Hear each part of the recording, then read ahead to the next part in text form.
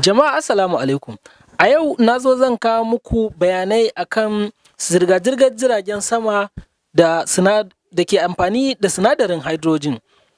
Wannan ɗan ƙaramin jirgi ya kammala tashi ta amfani da sinadarin hydrogen. Amfani da sinadarin hydrogen wata sabuwar hanya ce da masu safarar jiragen sama ke ƙoƙarin komawa don cimma burin net zero wato zuwa shekarar 2050.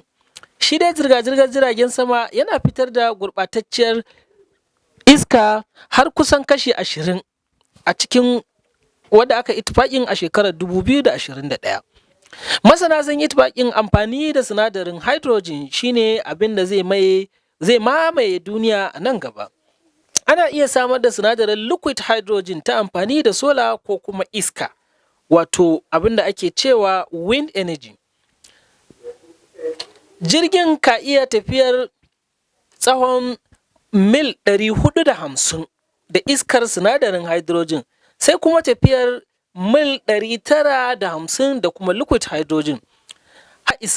Hakan ya isa ya yi tafiyar kamar daga garin Paris zuwa garin Lisbon da ke Portugal. To, amma akwai matsala kamar ta samar da shi sinadarin hydrogen ɗin da kuma wajen ajiye shi, wato manya-manyan tankunan ajiye shi a cikin jiragen da kuma filayen jirgin sama.